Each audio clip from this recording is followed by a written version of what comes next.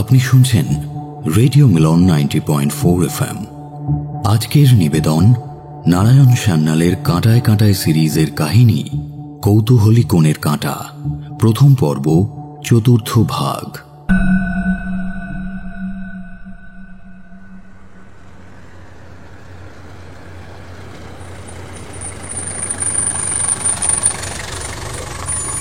বাড়িতে এসে যখন পৌঁছলেন তখন 3:30।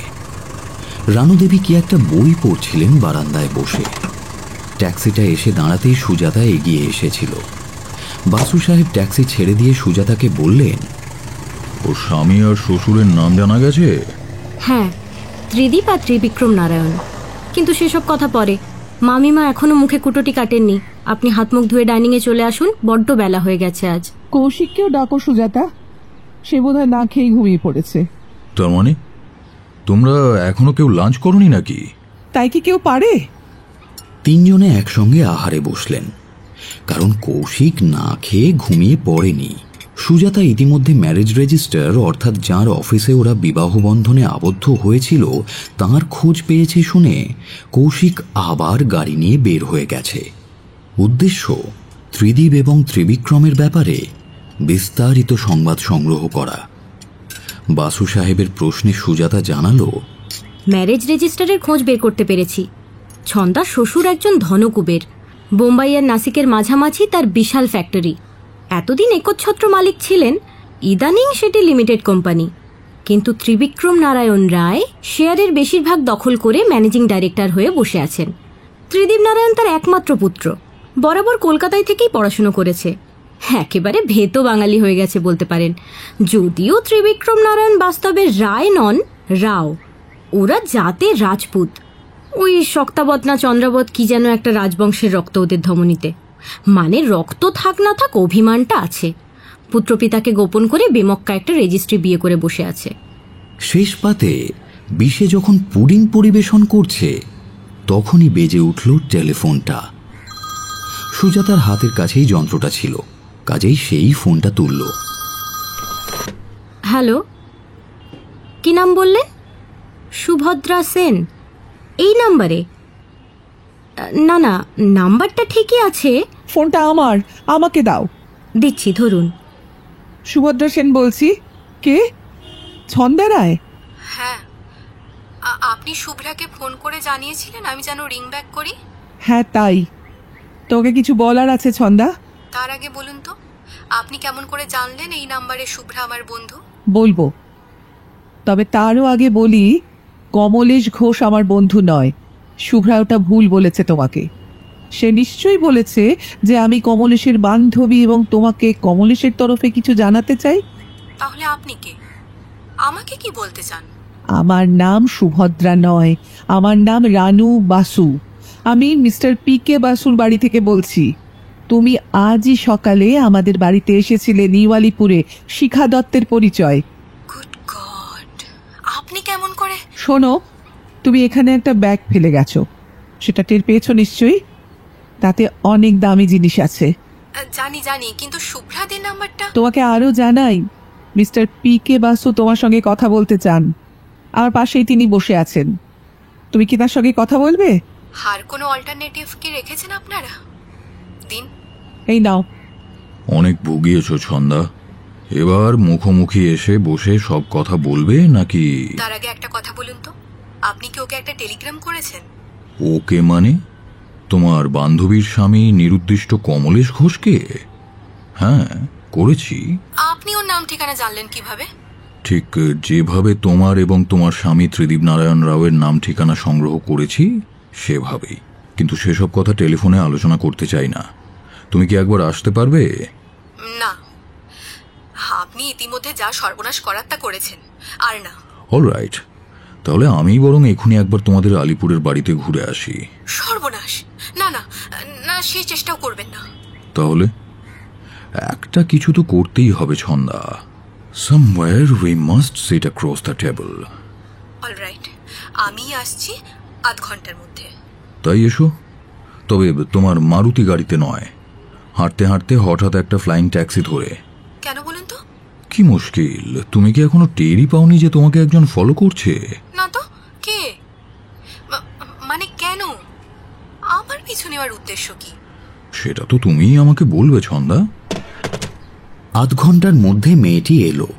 বাসু সাহেবের একান্ত কক্ষে দুজনে বসলেন। আই এম সরি ছন্দা, আমি জানতাম না তুমি আমার সঙ্গে দেখা করতে আসার আগেই রানুকে একটা রিটেইনার দিয়ে এসেছিলে। তাতে কি হলো? তাতে হলো এই যে রানু রিটেইনার গ্রহণের মুহূর্ত থেকে তুমি আমার ক্লায়েন্ট। তুমি জানো না, এথিক্যাল কারণে ক্লায়েন্টের জন্য আমার জান কবুল।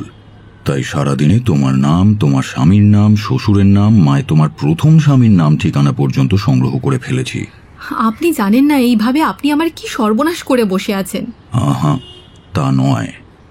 সে যাই হোক, তুমি কমলেশের সঙ্গে সন্ধে 5টার সময় অ্যাপয়েন্টমেন্টটা রাখতে পারলে না কেন? কারণ আমি এখনো কোনো সিদ্ধান্তে আসতে পারিনি। কমলেশ কেন দেখা করতে বলছে? কি চায় সে? এখনো বোঝেননি? টাকা। কত? কাল সকালে ব্যাংক খোলার আগে 2000, এই সপ্তাহের ভেতর 10,000। অত টাকা আছে তোমার কাছে? না, তা নেই, কিন্তু ধার করতে পারি। কেন? তুমি তো বড়লোক বাড়ির বউ, তোমার স্বামী তো কোটি কোটি টাকার ওয়ারিশান। সে কথা আপনি কেমন করে জানলেন? সে কথা আপাতত মুলতুবি থাক। আমি কি ভুল কিছু বলেছি? না, ভুল নয়, তবে স্বামী বর্তমানে কপরদক্ষিণ। তাছাড়া তার টাকা আমি নেব কেমন করে? কেনই বা নেব? ঠিক কথা। ত্রিদীপ জানে কমলেশের কথা? না। আচ্ছা, এত কথা আপনি কি করে জানলেন বলুন তো? সে অনেক কথা, সেসব তোমার না জানলেও চলবে। বরং আমি যা জানতে চাই তাই জানাও। ডক্টর পিসি ব্যানার্জি কে? আমার এক্স এমপ্লয়ার। তার নার্সিং হোমে আমি নার্স হিসেবে চাকরি করতাম, মানেই বিয়ের আগে। ত্রিদীপ কি তার কথা জানে? হ্যাঁ, ডক্টর ব্যানার্জিকে সে চেনে বই কি। তার নার্সিং হোমেই তো ভর্তি হয়েছিল, সেখানেই ওর সঙ্গে আমার আলাপ। আমি তার নাইট নার্স ছিলাম। দেখুন, আপনি তো সব কথাই জানতে পেরেছেন, এখন একটা কথা আমাকে বুঝিয়ে বলবেন। কি কথা? একটা মানুষ যদি 7টা বছর নিরুদ্দেশ হয়ে থাকে, তাহলে আইনের চোখে কি সে মৃত নয়? 7টা বছর স্বামী তাকে দেখভাল করেনি, মুখের অন্ন, পরনের পোশাক জোগায়নি। সে যে বেঁচে আছে, শুধু আড়ালে লুকিয়ে আছে তা পর্যন্ত জানায়নি। আর 7টা বছর জীবনযুদ্ধে ক্ষতবিক্ষত হয়ে যদি সেই তথাকথিত বিধবা নতুন করে সংসার পাততে চায়, তাহলে আইন তাকে সে অধিকার দেবে না? দেবে। 7 বছর ধরে কেউ যদি নিরুদ্দেশ থাকে, তবে আইনের চোখে সে তথাকথিত মৃত। বিধবা পত্নী, বা বলা উচিত তার পরিত্যক্তা পত্নী, যদি নতুন করে কাউকে বিয়ে করতে চায়, তবে সে বিবাহ সিদ্ধ। এই কথাটাই আজ সকালে আমি জানতে এসেছিলাম। আপনি আমাকে বাঁচালেন। না ছন্দা। কি না? I am sorry Chhanda. 7 বছর নিরুদ্দিষ্টের পত্নী দ্বিতীয়বার বিবাহ করতে পারে, এবং সেই বিবাহ আইনত সিদ্ধ একটা বিশেষ শর্ত সাপেক্ষে, প্রোভাইডেড ওই নিরুদ্দিষ্ট প্রথম স্বামী সশরীরে কোনোদিন ফিরে না আসে। যে মুহূর্তে সে রঙ্গমঞ্চে পুনঃপ্রবেশ করবে, সেই মুহূর্তেই ওই দ্বিতীয় বিবাহ অসিদ্ধ, নাল অ্যান্ড ভয়েড। মনে হলো পুরো দিনটাই কেটে গেছে। সূর্য নেমে গেল অস্তাচলে, ঘনিয়ে এলো অন্ধকার। ছন্দা ওর মুখের দিকে দু চোখ মেলে তাকালো। ওর দু গাল বেয়ে অশ্রুর দুটি ধারা নেমে এলো। বেচারি। কার কথা বলছো? ত্রিদীপ, আমার স্বামী। ওর সব কথা আমাকে বুঝিয়ে বলো তো ছন্দা। কেন সে বেচারি? কমলেশ অর্থমূল্যে তোমাকে ডিভোর্স দিতে পারে, তাহলে ত্রিদীপের সঙ্গে তোমার বিবাহটা? তা হওয়ার নয় স্যার। ত্রিবিক্রম নারায়ণ যদি ঘুণাক্ষরেও জানতে পারেন যে আমি আইনত তার পুত্রবধূ নই। তাই বা কেন? তাকে অস্বীকার করেই ত্রিদীপ তো তোমাকে রেজিস্ট্রি বিয়ে করেছে। তাই তো বলছি, বেচারি ত্রিদীপ। আপনিও সব কথা জানেন না। তাহলে সব কথা আমাকে বুঝিয়ে বলো। বললেও আপনি বুঝবেন না, কেউ কোনোদিনই ওকে বুঝবে না। আর সেটাই ওর ট্র্যাজেডি। ওর বাড়ির কেউ, এমনকি ওর বাবাও ওর সমস্যাটা বুঝতে পারেননি। কিন্তু ওর মা? শৈশবেই ও মাতৃহারা, বিমাতার কাছে মানুষ। ওর সমস্যাটা কি? ওর চরিত্রের কোনো জটিলতা কেউ বুঝতে পারবে না এটা বলতে চাও, যা তুমিই একমাত্র বুঝেছ? না না স্যার, তেমন দাবি আমি করিনি। আসলে আমিও বুঝিনি, তবে বোঝার চেষ্টা করছি। আমি প্রথম বোধ করি, তার আগে সাইকিয়াট্রিস্ট। ওনা একটা অবসেশনে ভুগছে। কি সেটা? ও একা নয়, সবাই, গোটা রাও পরিবার। ওর বাবা ত্রিবিক্রম নারায়ণ তো বটেই। ওদের ধমনীতে নাকি বইছে রাজ রক্ত। ওরা রানা প্রতাপের বংশধর, সংগ্রাম সিংহের অধস্তন পুরুষ। ওদের ধমনীতে সেই রাজ রক্ত, যে রক্ত বইত from Raj Singh back to heaven knows. বেশ, তো তাই না হয় বইছে, কিন্তু তাতে সমস্যাটা কোথায়? আপনাকে যে আমি কি করে বোঝাই, হোভারক্রাফটের মতো। হোভারক্রাফট শব্দটা তোমার না তোমার স্বামীর? আমারই। আমার তাই মনে হয়েছে ওরা সবাই অতি তাকড়ে জীবনযাপন করে। বর্তমান ওদের কাছে ছায়া ছায়া। তাতে কার কি ক্ষতি হয়েছে জানি না, ত্রিদীপ হয়ে গেছে যন্ত্রমানব। ওর বাবা ওকে 25 বছর ধরে স্পুন ফিডিং করিয়েছেন। চামচটা অবশ্য সোনার। ও কি বয়সে তোমার চেয়ে ছোট? হ্যাঁ, সেটাও একটা হেতু আমাকে পুত্রবধূ বলে মেনে না নেওয়ার। তবে সেটা পরোক্ষ হেতু। মূল কারণ হচ্ছে আমার ধমনীতে কোনো নীল রক্ত বইছে না। বিয়ের পরে তোমার শ্বশুরের সঙ্গে তোমার সাক্ষাৎ হয়নি? না, আগেও না, পরেও না। তাকে আমি চোখে দেখিনি। ত্রিদীপ তাকে না জানিয়েই আমাকে রেজিস্ট্রি বিয়ে করেছে। টেলিগ্রাম করে বাবাকে জানিয়েছিল, তিনিও টেলিগ্রাম করে আশীর্বাদ পাঠিয়েছিলেন। ওর সঙ্গে আলাপ কোথায়? বললাম যে হাসপাতালের কেবিনে নার্স হিসেবে। ও যে মানসিকভাবে প্রতিবন্ধী এটাও আজকাল বুঝতে শিখেছে। জীবনযুদ্ধে পরাজয়টা ভুলতে কিছু ইয়ার দোস্ত যে পথটা বাতলায়, ও সে পথেই এগিয়ে চলছিল। এভাবেই ও ড্রাগ অ্যাডিক্ট হয়ে পড়ে। তারপর নার্সিংহোমে ভর্তি হয় ডক্টর ব্যানার্জির পেশেন্ট হিসেবে। সেখানেই আমার সঙ্গে ওর আলাপ। আমার কাছে ও সব কথা স্বীকার করেছিল। বলেছিল যে তার বাড়ির লোকেরা যদি জানতে পারে যে সে ড্রাগ অ্যাডিক্ট, তাহলে আত্মহত্যা করা ছাড়া ওর বাঁচার কোনো পথ থাকবে না। আত্মহত্যা করে বাঁচা? হ্যাঁ, ওরা যে রানা প্রতাপের বংশধর, ওদের বংশে পদ্মিনী নারীরা জহরব্রত পালন করে দিব্য জীবন লাভ করত। আপনি শোনেননি? বুঝলাম। এবার তোমার প্রথম বিয়ের কথা বলো, ওই কমলেশের কথা। সে জীবনের কথা আমি ভুলে থাকতে চাই স্যার।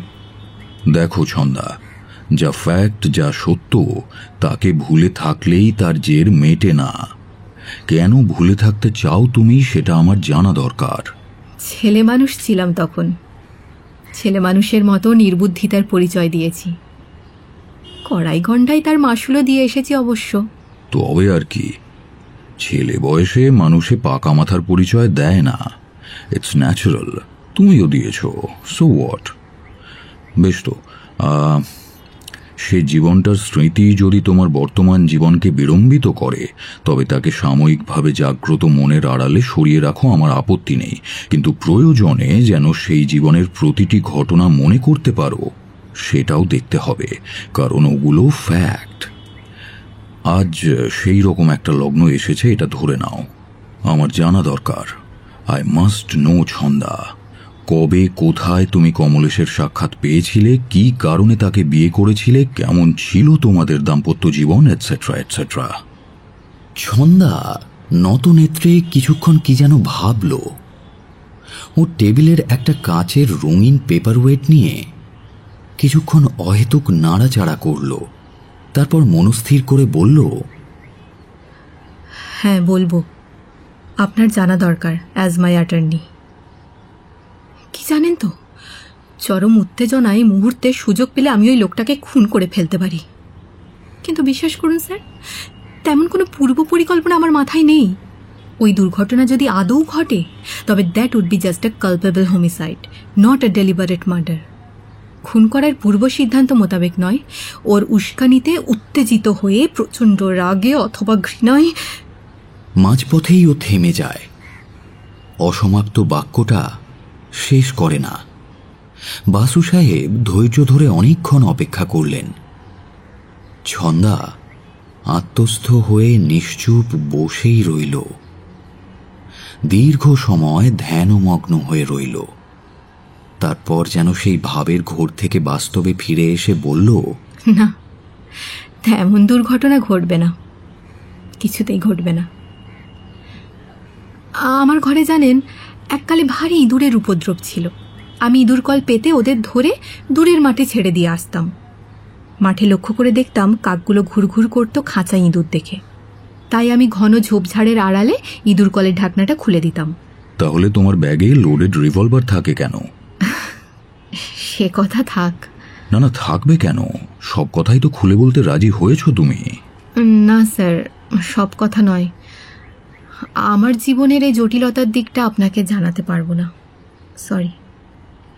রাওয়ের কথা বলবো, বিশ্বাসের কথা বলবো, কিন্তু বিশ্বাস? বিশ্বাস কে? আমার প্রথম পক্ষের স্বামী কমলেন্দু বিশ্বাস। আই সি, বলো।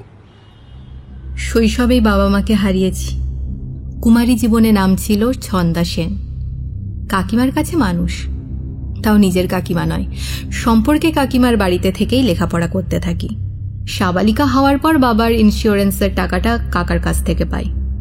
কাকা কিন্তু বিচক্ষণ মানুষ, টাকাটা আমায় নগদে দেন না, আমার নামে ফিক্সড ডিপোজিট কিনে নিজের কাছেই রাখেন, যাতে আমার বিয়ের সময় কাজে লাগে। আমার বয়স যখন 19, তখন কমলেন্দুর সঙ্গে প্রথম আলাপ। ও আমার চেয়ে 15 বছরের বড়, কিন্তু 34 বছর বয়সেও তার মধ্যে একটা দুর্নিবার আকর্ষণী ক্ষমতা ছিল। একাধিক মেয়ে তার প্রেমে পড়েছিল। তার মধ্যে ছিল আমার খুড়তুতো দিদি রমা। কাকা কাকি সেটা টের পেয়ে গেলেন।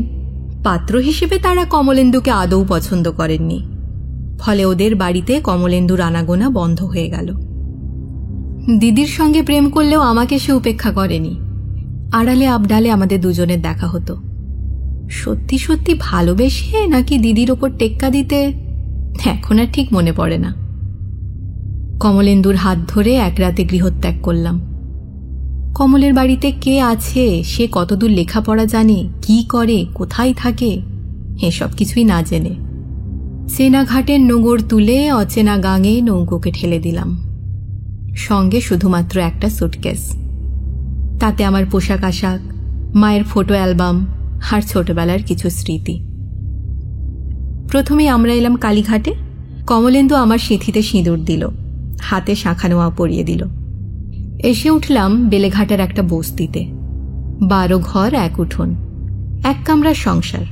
পিঠামুলি ছেঁচা বাঁশের দেওয়াল, গঙ্গার পলিমাটি দিয়ে নিকোনো, ঝাঁপের জানলা দরজা, গোবর জলে নিকোনো মেঝে। আমার কিন্তু খারাপ লাগেনি।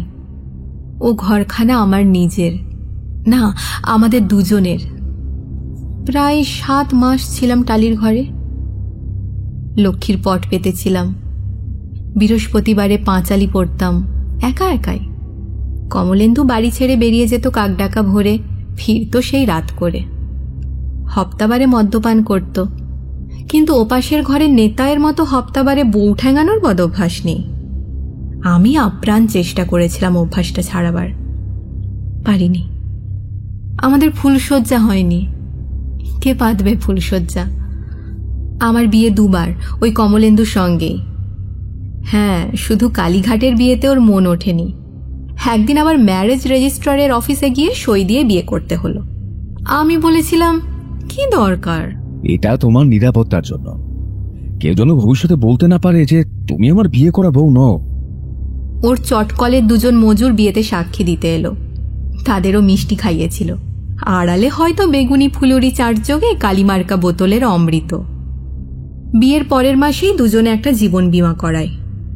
ওই যে 2 বন্ধু বিয়েতে সাক্ষী ছিল, তাদেরই একজনের আগ্রহে। সে ছিল ইন্স্যুরেন্স এজেন্ট। কমল প্রথমটাই কিছুতেই রাজি হয়নি। আমার পীড়াপিড়িতেই শেষ পর্যন্ত রাজি হয়। পলিসিটা হলো জয়েন্ট নামে, অর্থাৎ স্বামী স্ত্রীর যৌথ জীবন বীমা। দুজনেই দুজনের নমিনি। যে কোনো একজনের মৃত্যু হলে অপরজন টাকাটা পাবে। বিপত্নিক হলে পাবে কমল, বিধবা হলে ছন্দা। পাক্কা 10,000 টাকা। 7 মাসের দাম্পত্য জীবনে লজ্জায় কাকা কাকি বা খুড়তুতো ভাই বোনেদের সঙ্গে যোগাযোগ করতে পারিনি। রমাদিকে টেক্কা দিয়ে যে খুব কিছু জিতেছি তাও তখন মনে হতো না। কদিন পরে খবর পেলাম রমাদের বিয়ে হয়েছে সুপাত্রের সঙ্গে। গাড়ি বাড়ি টেলিফোন না থাক, পাকা ভাড়াটে বাড়ি, ভদ্র পরিবেশ, বাড়িতে টিভি, সরকারি কেরানি। বিয়েতে একগা গয়নাও পেয়েছে রমাদি। অন্যদিকে আমার হয়েছে উল্টো দশা। ওর পরামর্শে 4 গাছা চুড়ি, গলার মালা আর কানের দুলটা খুলে রাখতে হয়েছে সুটকেসে তালা বন্ধ করে। ওগুলো আমার মায়ের। গৃহত্যাগের রাত্রে গায়েই ছিল, কিন্তু এই বেলেঘাটার বস্তিতে সোনার গয়না পরে ঘোরাফেরা করবার রেওয়াজ নেই। ছিনতাই পার্টির দৌড়াতে ও অবশ্য আমাকে কাঁচের চুড়ি, নকল সোনার দুল আর মঙ্গলসূত্র কিনে দিয়েছিল। ওই পরিবেশে সেটাই স্বাভাবিক। তাই সোনার গয়না সব রাখা ছিল সুটকেসে। ঈশ্বর রক্ষা করেছেন। শুধু ঈশ্বর নন, কমলও। ও এক পাতা কি যেন ট্যাবলেট নিয়ে আসতো, প্রতিদিন একটা করে খেতে হতো। তার ফলেই আমাদের এক কামরার খুপড়িতে অবাঞ্ছিত তৃতীয় অতিথির আবির্ভাব ঘটেনি। তারপর একদিন একটা অপ্রত্যাশিত ঘটনা ঘটল। ভর দুপুরবেলা কি যেন ঘরে টোকা দিল। ওখানে এরকম ব্যাপার প্রায়ই ঘটে। সুমত্ত মেয়েরা তাই হুট করে দরজার হুড়কো খোলে না, আগে জানালা দিয়ে দেখে নেয় আগন্তুক পরিচিত মানুষ কিনা। আবার শুধু পরিচিত হলেই হবে না, চেনা জানা লোকও এই নিঝুম ভর দুপুরবেলা যখন বাড়ির পুরুষ যে যার ধান্দায় বস্তি ছাড়া, তখন সুমত্ত মেয়ের দোর খোলা পেলে কাঁচা খেগো রাক্ষস হয়ে ওঠে। আমি নজর করে দেখলাম, না, ভয়ের কিছু নেই। বাড়িওয়ালি মাসি, এই 12 ঘর 1 উঠোনের মালকিন। কর্তামশাই গঙ্গা পেয়েছেন, এই বিধবাই আমাদের অভিভাবিকা। কি মাসি, এই ভর দুপুরে? একটা প্রিয়জনে তোর কাছে এলুম বৌমা। তোর ভাতারের কোনো ফটক আছে তোর কাছে? ফটক? ও মানে ফটো? না তো, কেন গো মাসি? কালীঘাটে বিয়ে করে সবাই যে জোরে ফটক তোলে, তোরা তুলিসনি? ঠিক তো, একটা ফটো তোলানো উচিত ছিল। আশ্চর্য, ওর তো কোনো ফটোই যে আমার কাছে নেই। গোটা মানুষটাই যখন মুঠোই বন্দি, তার ছায়ার পেছনে কেন দৌড়াবো বলো তো? কিন্তু তুমি ওর ফটোর সন্ধান কেন করছো মাসি? সে আরেক বেত্তান্ত, তোর শুনে কাজ নেই। যা ঘরে গিয়ে খিল দে। আমার নজর হলো একটু দূরে একজন মাঝবয়সী মহিলা বাঁশের খুঁটিটা ধরে আমাকেই দেখছেন এক দৃষ্টে। বছর 40 বয়স হবে। সধবা না বিধবার ঠাওর হয় না। মাথায় সিঁদুর নেই, চোখে চশমা। চেহারায় একটা আভিজাত্য আছে যা ওই বস্তিতে অপ্রত্যাশিত। উনি কে গো মাসি? কে? তুমি আমার এখানে যে জুটলে কেন বাচ্চা? বললুম তো আমি শুধু এসে তোমারে বলবো নে, তা তোর সইল না। মহিলাটি ততক্ষণে আমার দোর গোড়ায়। মাসিকে তিনি পাত্তাই দিলেন না। আমাকে বললেন, আপনার সঙ্গে কয়েকটা গোপন কথা ছিল। আমার সঙ্গে? হ্যাঁ, আপনারই সঙ্গে। কি কথা? আপনার এবং আমার স্বার্থে। ভেতরে আসবো? ওই বস্তিতে নানান ঘটনা ঘটতে দেখে ওই 7 মাসে আমার দুনিয়াদারির অভিজ্ঞতা অনেক বেড়েছে। অচেনা অজানা কোনো মানুষকে, সে পুরুষ স্ত্রী যাই হোক না কেন, হঠাৎ ঘরের ভেতর ঢুকতে দিতে নেই। কমলও ও কথাটা আমাকে পাখি পড়া করে শিখিয়েছে। তাই ব্যাপারটা বেশ অদ্ভুত লাগে। কিন্তু এই সম্ভ্রান্ত ভদ্র মহিলাটিকে প্রত্যাখ্যান করি কিভাবে? আপনি কি একাই এসেছেন? না, আমার সঙ্গে একজন পুরুষ এসকর্ট এসছেন। তবে এটা মেইলি ঘরোয়া ব্যাপার তো, তাই বাস স্ট্যান্ডে অপেক্ষা করছেন। আপনারই নাম ছন্দা বিশ্বাস তো? হ্যাঁ, কিন্তু আপনি কোথা থেকে আসছেন? বলবো ভাই, সব কথাই খুলে বলবো, কিন্তু জনান্তিকে, প্রাইভেটলি। ঠিক আছে মাসি, তুমি এখন এসো। হ্যাঁ, শুনি এই ভদ্রমহিলা আমাকে কি বলতে চান। তবে একটু সজাগ থেকো, ডাকলে যেন সাড়া পাই। মহিলাটি ভেতরে এলেন। আমি একটা মাদুর বিছিয়ে দিলাম। বসুন। মহিলাটি বেশ সাবধানী। দরজার হুড়কোটা টেনে দিয়ে বসলেন। তোমাকে তুমিই বলছি ভাই, কিছু মনে করো না। তাই তো বলবেন, বয়সে আপনি বড়। প্রথমে 1 গ্লাস জল খাওয়াও দেখি। আমার ঘরে বাতাসা ছাড়া আর কিচ্ছু ছিল না। 2খানা বাতাসা পেতলের রেকাবিতে সাজিয়ে জল দিলাম। উনি নিঃসংকোচে বাতাসা মুখে দিয়ে এক চুমুকে জলটা খেলেন। মুখটা মুছে নিয়ে বললেন, তোমার স্বামীর ছবি দেখতে যাবে তুমি খুব অবাক হয়ে গেছো, তাই না ছন্দা? তাই তো হওয়ার কথা। কেন দেখতে চাইছেন? আমি তোমার সংসার ভাঙতে আসিনি ছন্দা, আমি তোমার কোনো ক্ষতিও করব না, কিন্তু তুমি সত্য কথা বললে আমার অপরিসীম উপকার হবে। তুমি কি আমাকে সাহায্য করবে? তার আগে আপনার পরিচয় দিন তো। আপনি কে? হঠাৎ এমন ভর দুপুরে একজনের ঘরে চড়াও হয়ে তার স্বামীর ফটো দেখতে চাইছেনই বা কেন? সঙ্গত প্রশ্ন। বেশ, আমি সব কথা খুলে বলছি, সব শুনে তুমি আমাকে বলো নিজের ক্ষতি না করে আমাকে সাহায্য করতে রাজি আছো কিনা। বলুন। আমার নাম শকুন্তলা দত্ত, বিএ বিটি, বরিশা বেহালায় নিস্তারিণী সেকেন্ডারি গার্লস স্কুলের অঙ্কের টিচার এবং অ্যাসিস্ট্যান্ট হেডমিস্ট্রেস। ওই স্কুলের কাছেই একটা দোকানদার ভাড়া বাড়িতে থাকি।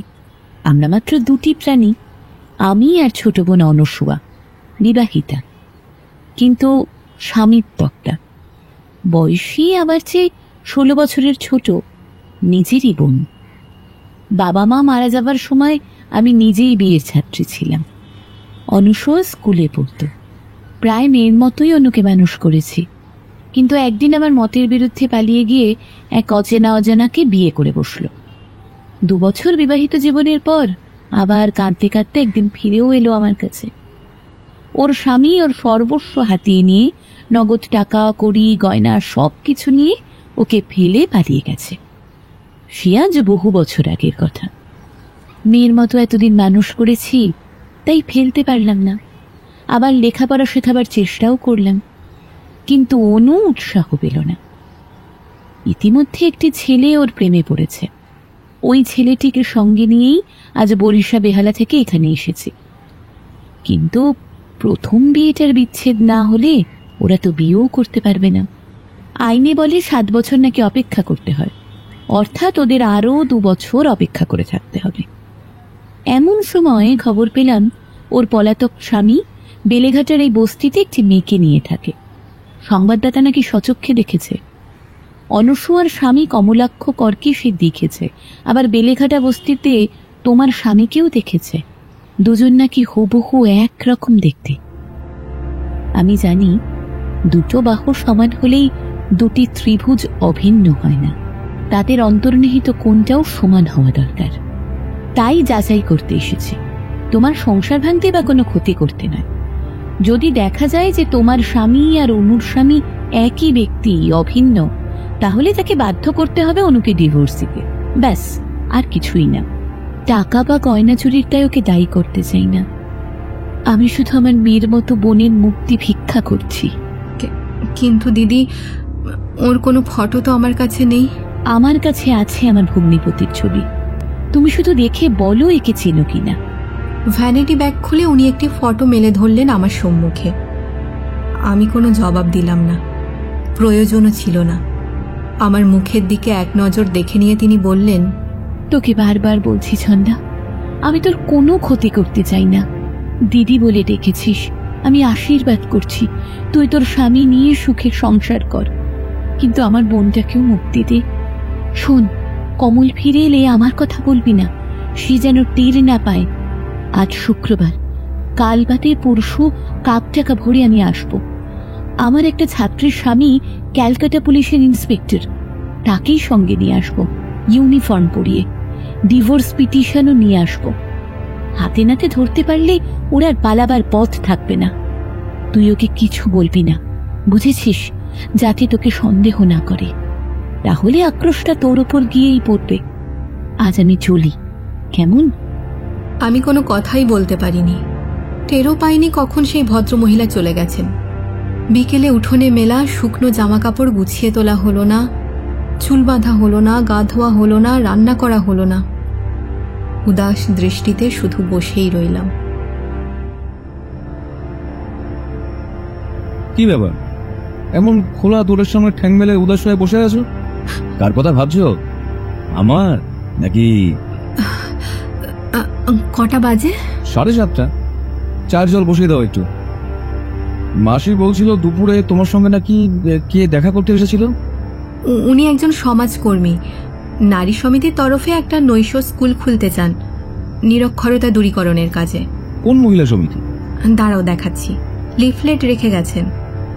ওদের লিটারেচার, ওই কাগজগুলো খুঁজতে খুঁজতে ভদ্রমহিলার কল্পিত নাম, তাদের মহিলা সমিতির নাম ইত্যাদি মনে মনে সাজিয়ে নি। এই কি কাগজগুলো সব গেল কোথায় বলো তো? ও, তবে বোধহয় কাগজগুলো ভুল করে নিয়ে চলে গেছেন। বাড়িওয়ালি মাসি বলছিল সে নাকি আমার ফটো আছে কিনা জিজ্ঞেস করছিল। কেন? আমার ফটো দিয়ে তার কি দরকার? হ্যাঁ, তোমার নাম শুনে বললেন ওর এক ছোট ভাইয়ের বন্ধুরও নাকি ওই একই নাম, তাই দেখতে চাইছিলেন তুমি ওর ভাইয়ের সেই বন্ধু কিনা। তা তুমি দেখালে আমার ফটো? তোমার ফটো আমার কাছে আছে নাকি? ও, নেই বুঝি। আচ্ছা ঠিক আছে, চায়ে জলটা বসাও। পরদিন ভোরবেলা ঘুম ভাঙার পর দেখলাম পাশের বিছানাটা খালি, আমার সুটকেসটাও নেই। সারা দিন সারা রাত কমলেন্দুর কোনো পাত্তা নেই। অবশ্য তার পরদিন রবিবার ভোরবেলা বোঝা গেল ব্যাপারটা। পুলিশ যখন এসে জানতে চাইল, আপনার চুরি মালা আর দুল মিলিয়ে কভারই হবে 4-5? হ্যাঁ তা হবে। তাহলে তিনি আর ফিরে আসবেন না কোনোদিন। চৌকি আর মিটসেপটা কয় মাসের বাকি ভাড়ার বাবদে মিটিয়ে প্রায় এক কাপড়ে ফিরে এলাম কাকা কাকিমার কাছে। দোর খুলে দিয়ে কাকা যেন ভূত দেখলেন, কিন্তু তিনি বিচক্ষণ মানুষ, চেঁচামেচি হইচই কিছুই করলেন না। আমি স্থির হলে বললেন, আয় ভেতরে আয়, বৈঠকখানায় নয়, আমার শোবার ঘরে বস। দেখ, আমার দুটো মেয়ের বিয়ে দেওয়া এখনো বাকি আছে ছন্দা। এই 7 মাস তুই কোথায় ছিলি, কি করেছিস কিছুই জানি না, জানতেও চাই না। তুই সাবালিকা, একটাই জীবন তোর, যেভাবে সে জীবন কাটাতে চাস কাটাবি, কিন্তু আমার জীবনের পথে কোনো বাধা সৃষ্টি না করে, তাই না? তুমি ঠিক কথাই বলছো কাকু, আমার অন্যায় হয়েছে। কিছু চিন্তা ভাবনা না করে হঠাৎ এভাবে তোমার কাছে চলে আসা। উঠিস না, বস। মনে হচ্ছে দারুণ একটা বিপদে পড়েছিস, তাই কি? হ্যাঁ তাই। আমাকে সব কথা খুলে বল দেখি। যদি সংকোচ হয় তাহলে বল, তোর কাকিকে ডাকি, সে এখনো জানে না তুই এসেছিস।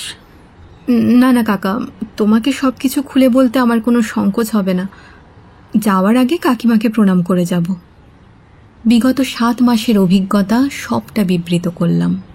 কাকা বললেন, তুই কি এটুকু বুঝতে পারছিস না ছন্দা, যে ওই শকুন্তলা দেবী হুট করে না এসে পড়লে 2-4 মাসের মধ্যেই তুই খুন হয়ে যেতে পারতিস। মানে ও আমাকে খুন করতো? সেটাই তো ছিল ওর পরিকল্পনা, তাই কালীঘাটের বিয়ের ভরসায় না থেকে রেজিস্ট্রি বিয়ে করেছে। বুঝলাম না। 10,000 টাকার জয়েন্ট ইন্স্যুরেন্স করেছিলিস, মনে নেই? দুর্ঘটনাটা কিভাবে ঘটবে এইটুকু স্থির করা বাকি ছিল। এর মধ্যে আচমকা শকুন্তলা দেবী এসে পড়ায় ওই কভরি গয়না হাতিয়ে পালিয়ে গেছে। ও বুঝেছি, গয়না খুইয়ে জীবন পেয়েছি। কি করবি ঠিক করেছিস? কি আর বলি, আমি তো এখন পথের ভিখিরি। কে বলল? দাদার পলিসিটা ম্যাচিওর হওয়ার পর তোর নামে ফিক্সড ডিপোজিট করেছিলাম, মনে নেই? সুদে আসলে এখন তা প্রায় 15,000 টাকা। সেই টাকা তো তোর, আমার কাছে গচ্ছিত আছে, নিয়ে যা, নতুন করে বাঁচার চেষ্টা কর। না কাকু, টাকাটা আমি নেব না। কেন রে? এই তো তোরই টাকা। সেজন্য নয়, বিচার করে দেখো, তোমার বাড়িতে তো আমার আর থাকা চলে না। সমাজে তোমার মাথা হেঁট হবে, রেবারেখার বিয়ে দেওয়া মুশকিল হয়ে যাবে, ফলে আমাকে পথে নামতেই হবে। তুমি তো জানোই কাকু, নিজের দেহটাকে বাঁচাতেই আমার জান বেরিয়ে যাবে, তারপর ওই বোঝার ওপর শাকের আঁটি আমার সইবে না। তাহলে তুই কি করতে চাস? কোনো নার্সিং ট্রেনিং স্কুলে ভর্তি হলে, বা কোনো ওয়ার্কিং গার্লস হস্টেলে। থাকা খাওয়া ট্রেনিংয়ের যাবতীয় খরচ তুমি যোগাবে ওই 15,000 টাকা থেকে, আর মাসে মাসে কিছু হাত খরচাও নেব, ট্রাম বাস ভাড়া, জামা কাপড়, এইসব বাবদ। কাকা মাথায় হাত রেখে আশীর্বাদ করেছিলেন। কাকিমাও চোখের জলে বিদায় দিতে বাধ্য হলেন। রেবারেখার সঙ্গে দেখাই হয়নি। পাশ করে বের হওয়ার আগেই শুভ্রাদির সঙ্গে আলাপ হয়। পাশ করবার পর তার রুমমেট হয়ে যায়। শুভ্রাদিকে অতীত জীবনের বিষয়ে কিচ্ছু বলিনি। আমি ডক্টর ব্যানার্জির নার্সিংহোমে কাজ করতাম। কি বিচিত্র ব্যাপার, সেখানেই একদিন এক মানসিক রোগীর নার্সিং করতে করতে সব কিছু গুলিয়ে গেল। ত্রিদীপ যখন হাত দুটো ধরে বলেছিল সে আমাকে জীবন সঙ্গিনী করতে চায় বাবাকে না জানিয়ে রেজিস্ট্রি মতে, তখন আমার সে কথা বিশ্বাসই হয়নি। অথচ শেষমেশ সেই মানুষটার কাছেই পৌঁছে গেলাম। আর ঠিক তখনই ফিরে এলো কমল। নামটা সে কিন্তু বারে বারেই বদলেছে, নতুন মেয়ের সঙ্গে প্রেম করবার আগে, কিন্তু আসলে বদলেছে শুধু পদবিটা। এমনভাবে নাম রাখতো যাতে আচমকা কেউ পেছন থেকে ওকে নাম ধরে ডাকলে কারো সন্দেহ হবে না। কমলেন্দু, কমলাক্ষ, কমলেশ, সবারই ডাকনাম কমল। পরবর্তী অংশ বিরতির পর।